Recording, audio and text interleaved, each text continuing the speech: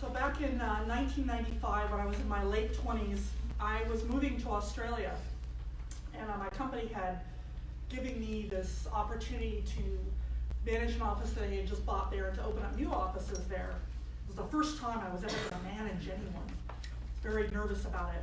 And I was sort of learning about Australia, and it turns out just a few years prior, there had been this wonderful CD about Robyn's story, sort of an interactive CD. It was called From Alice to Ocean, and was her story. And I remember kind of watching this CD and learning about her trip and realizing that, I had all this expectations and anticipations and fears around having full responsibility for opening up these offices. I had full profit and loss responsibility. I was going to be the marketing director and the staff manager, and everything was me.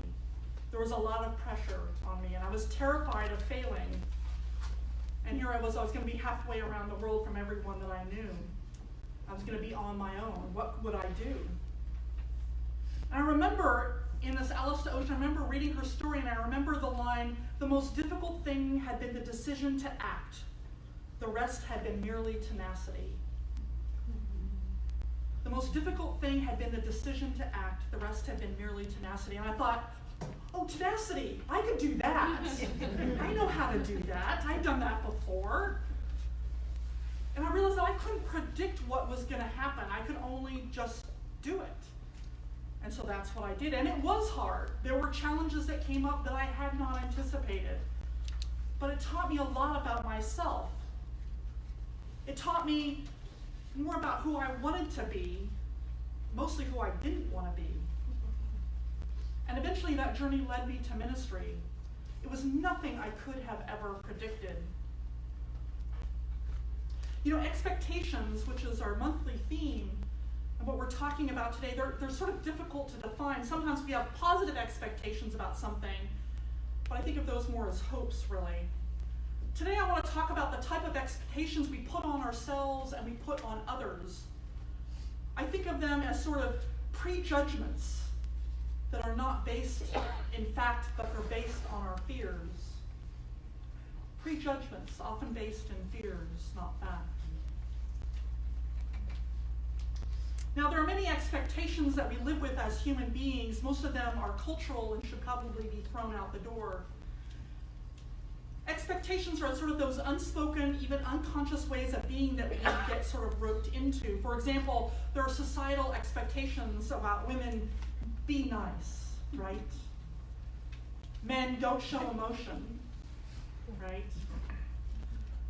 I love the one that's put on, particularly I think American parents: be perfect, raise perfect children. We have our own familial expectations, like on my family: don't be lazy, angry, or stupid. And all of us kids were expected to go to college. Like, it wasn't even a question. It was like, it wasn't, are you going to go to college? It was, where are you going to go to college? That was the question.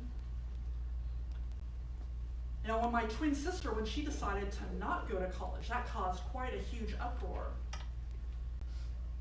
So what might have been your familial expectations that were put on you? And these expectations, they can drive us crazy, right? Should I stay or should I go? If I stay, there will be trouble. If I go, there will be double. If we try to battle against expectations, our own or others, we often become indecisive, right? We don't know what to do. We get paralyzed.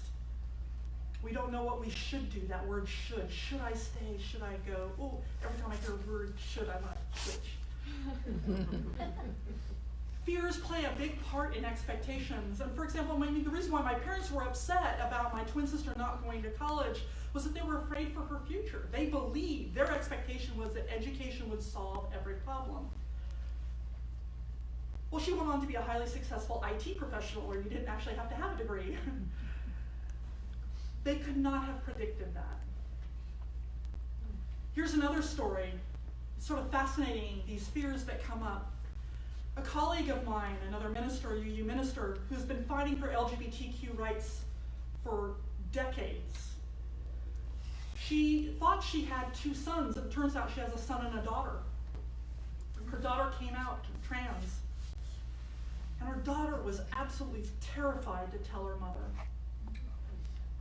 And my colleague was like, really? Like, I mean, have you not heard me preach? I mean, you've marched with me. Like, what? Why are you so upset? And she said, I don't know, I just didn't know what to expect. Right? But we have these fears that come up about expectations. You know, one of the greatest pieces of advice that I was ever given in the workplace by one of my bosses was this. He said, always lower expectations so that you can exceed them. I was like, what? And he said, yeah, well, you know, if someone says, you know, how long will it take you to do that project? And you think, well, it'll take me about 2 days. Double it. Tell them it'll take a week. And then you get it to them, because sometimes things take longer than they do, right? Then you get it to them in 4 days, and they think, wow, she's so awesome. I have learned this lesson well. It's really awesome. Expectations, they can set us up for disappointment, but they can also set us up to be wonderfully surprised. Rarely have I found that expectations are actually met, particularly when I'm most fearful. When I'm conscious of them, I'm mostly greatly surprised, and pleasantly so. Now, Robyn Davidson, she also had a lot of expectations about this trip.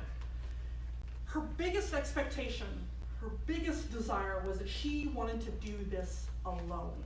She wanted to do this by herself. Matter of fact, friends were like, well, I'll go with you. And she's like, no, I want to do this by myself. She turned them all down. She didn't even want to have a radio with her out there. She didn't want to have to think she wanted to use it or anything like that, and use it as a crutch or anything like that.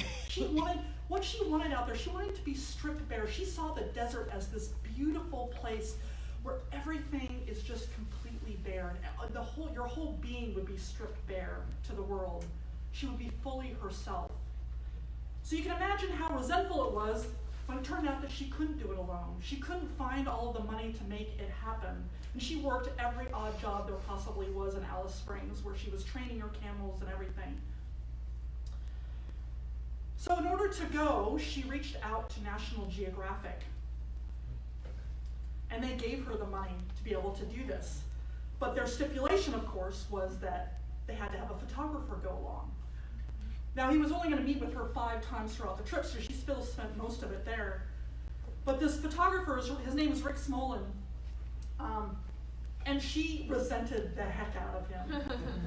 She called him a burden. And even though he was like this really nice guy, I guess the story is that the first time that they met, he was actually there in Australia to do another story on Aboriginal rights. And he saw her washing windows, one of her odd jobs, and he thought, wow, she's the most beautiful woman I've ever seen. And he started taking pictures of her. Now, he's a photojournalist. When he takes pictures of women, they tend to go, oh, how sweet, how wonderful. Instead, she turns to us, what are you doing? And he's like, I just thought, you looked really lovely there, and I thought I'd take a photo. And she's like, stop it, go away. She was a very blunt person. She thought of photographers who come in, particularly to sacred sites of Aboriginals, the paparazzi, trying to hone in on this world, and she saw them as parasites. She didn't know Rick. This ended up being the guy that she would work with. She didn't trust him. She thought he was like the paparazzi. She expected him to backstab her, to take photos of those sacred Aboriginal rituals, but he never did. And this resentment started to follow her on her journey. It's so hard to let go of our fears, our expectations, the one that people put on us, the one that we put on ourselves. Those are the hardest, I think. We want to be able to control our lives, control how we feel, to know our futures. Can we really predict the future? When I was about 25, I went to Mardi Gras down in New Orleans, and I thought, I've got to go see a fortune teller, right? I mean, that's what you do in Mardi Gras. Why not? Right? And I was really skeptical and everything, and I sat down and she told me all this stuff, that I was going to be married and I was going to have 3 kids and all of this, and absolutely none of that came to pass. Now you could say, oh, she's just a charlatan. Maybe she actually believed what she was saying, I don't know.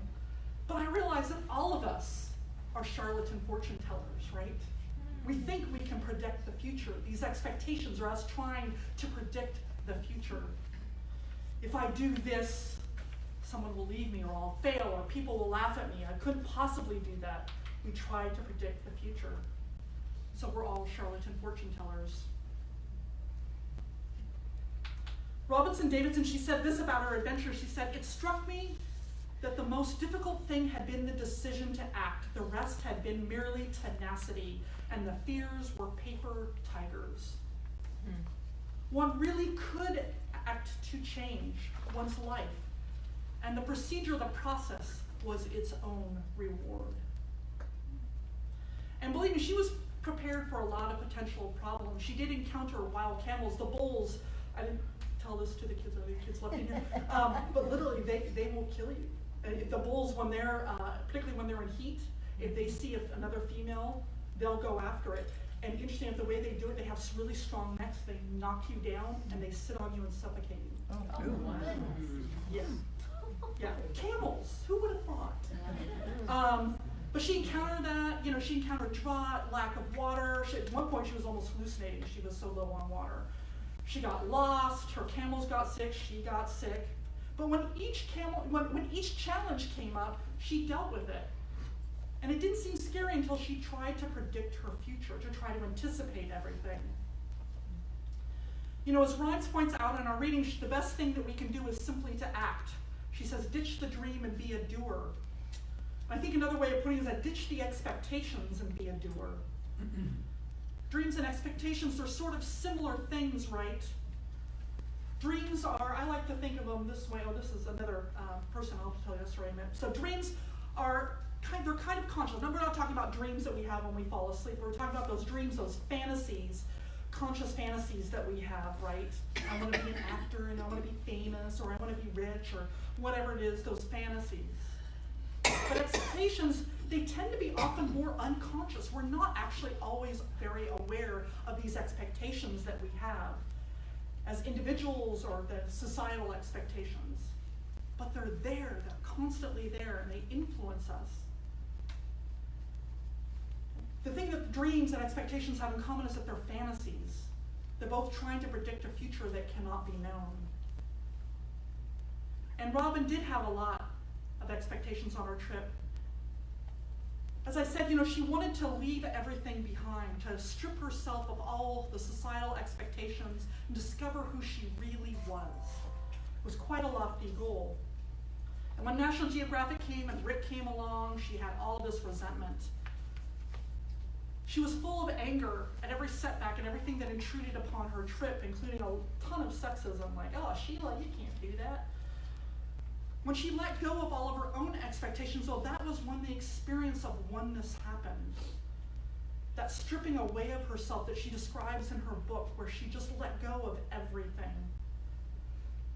She discovered so much about herself, both that she liked being alone and that she loved her friends and family. And she discovered that Rick, the man she first resented and thought was a parasite, was actually a good and kind person. They actually ended up having a relationship on the trip, and they're now good friends. She hated and resented all of the pictures. She didn't want to be famous. She didn't want any of that. But now she's incredibly grateful to have all of these photos to remember this trip by. When she let go, that was when the magic happened. Another example, you know, one of the things that she really wanted to do, she wanted to learn from the Aboriginals. She didn't want to learn about the Aboriginals. She wanted to learn from them. She wanted to understand this land that she was so drawn to. The only electronics she brought with her was a tape recorder that had language tapes, because she was trying to learn their language so she could speak with them. She knew already some when she was on the trip, but she kept trying to learn more and more. But the ones that she would meet up with, they weren't really interested in her. They were a little suspicious, right? They had these expectations. Here's this white woman here, you know, what's going on? We don't know. At one point in the trip, she's supposed to travel through some sacred land, but she's like, I can't do this. I can't go through the sacred land without a guide. I refuse to do it. I'll have to take a huge detour. She kept asking the local Aboriginals for a tracker, somebody who would be willing to take her, and they kept turning her down very politely, and she had given up. And at one point, her camel, Dookie, hurt himself. I told you about in the Time for Ages, he hurt his leg. He sprained, actually, his leg. And she had to stay at a place called Docker River, which is an Aboriginal mission town. And she had to stay there for 6 weeks. She was not expected to stay there. But because she did, the locals there got to know her, and they got to trust her, and she got to know them. And so an Aboriginal elder named Eddie, that's him there waving, who was highly respected, decided to teach her, and he joined her through the sacred land for 6 weeks, helping her, and taught her how to find food in the outback, and took her some of these sacred areas. It took both sides letting go of what they expected the other to do or to be. It turned out she wasn't just another white person who wanted to leech knowledge, but was genuinely interested in this land. She became very loved by the Aboriginals there. They called her the Camel Lady. And this adventure changed her in ways she could never have predicted. For example, she became a writer. She did not start out thinking she was right. She wrote in a diary. She kind of kept a bit of a diary that she had. But she didn't expect to be a writer. It was not a passion of hers that she thought she would be one. But it was a requirement of National Geographic that there be some narrative to the pictures that were going to be sent out. So she had to learn how to do that. And now her book, Tracks, is required reading in all schools across Australia. She said, camels' trips, she writes, do not begin or end, they merely change form. And the story of Robyn Davidson led Rick Smolin down a track that he never thought he would go either. He became rather famous for a lot of these pictures, but he was really frustrated by them as well because he really wanted to honor her. I mean, he was also, by the way, deeply in love with her. It was not entirely reciprocal, but he was totally enamored with her. But he really wanted to honor her in these pictures. And the problem was that where I say she wanted to be stripped bare, she literally stripped bare when she was traveling. She would go walking nude throughout the desert. And so it was like he would edit out his pictures that he would send back to the editor of National Geographic, and that was a big no-no. They were like, no, you're supposed to send the whole film. And he was like, no, I'm not going to do that. He felt it would be a breach of trust to do that for her, and he was almost fired over it. And he became more and more frustrated with editors trying to edit his work and telling him what he should or should not do. And he said, I never saw myself as a leader, but then he decided that he was going to take the bull by his own horns and do his own photography work, and he started this series called A Day in the Life. The first one was A Day in the Life of Australia, and it was all his own photographs going around Australia taking pictures. This became so popular, he did an entire series of them all around the world. This is just a smattering of them. He could never have known that that would have led him down this road. It's so hard to let go of our expectations for ourselves and others. It's like we need reminders. You know, at one point, Robyn and Rick, I get the sense, Robyn, if you read the book Tracks, which is really good, I highly recommend it. She's a very blunt person, okay? She's like, tells it like it is. And at one point, she and Rick were sitting around the fire in the middle of the trip at some point. And Rick was telling her about his latest trip, because in between meeting her, he would be off on some photojournalist news thing that he would be doing. And he was telling her about a past story they'd been working on and a new one coming up. And she turns to him and she says, Rick, when are you going to get here? And Rick thought, boy, she's just lost it now. He's like, I'm right here, hello. She says, no, you're not here. You're either talking about where you were or where you're going. You aren't here. When we're present, when we're here, that's when we're able to let go of all those expectations and just be here, to enjoy the process of where we are now. As I said before, Robyn wrote, the two important things that I did learn were that you are as powerful and strong as you allow yourself to be, and that the most difficult part of any endeavor is taking the first step, making that first decision. But she continues, and I knew even then that I would forget these two things. Time and time again, I would have to go back and repeat those words that have become meaningless and try to remember. I knew even then that instead of remembering the truth of it, I would lap into useless nostalgia. I I try to remember this too. I try to remember those lessons, the lessons that I learned about Australia, lessons about myself, about letting go of the expectations and enjoying the journey, however it comes to me. I think that sometimes that perhaps this is part of what church is for, right? To remind us to enjoy the journey, whether it's of life or of camels, to let go of what we think we should do and allow life to unfold as it simply does. And therein lies the greatest adventure. In some ways it seems a contradiction, right? Let go of expectations and just do it. Let go of expectations and just do it. But it isn't. It's about being open and not paralyzed. Should I stay or should I go?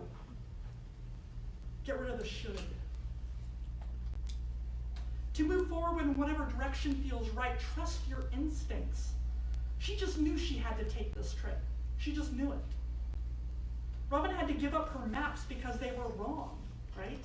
They thought she was supposed to tell her where she was going. She had to follow her instincts in the tracks of animals to water holes. And we can do the same. Trust ourselves and our lives that they will unfold as they need to. Now, it's not often that I quote the Christian scriptures, but I have always loved this particular one. Oh, here's her quote.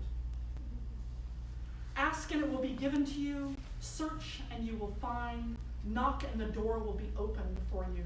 For everyone who asks receives, and everyone who searches finds, and for everyone who knocks the door will be opened.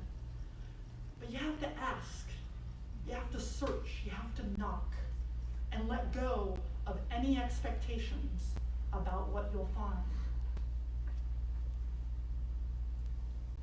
Can you let go of expectations? It's hard to do. But whatever you have come in anticipating, whatever you expect or worry for our world, for the future, for our lives, let it go. Make space in your heart to be surprised. Make room in your soul for a new story to take shape. That's when you're going to find a new adventure that you couldn't possibly predict. Let's be on our way.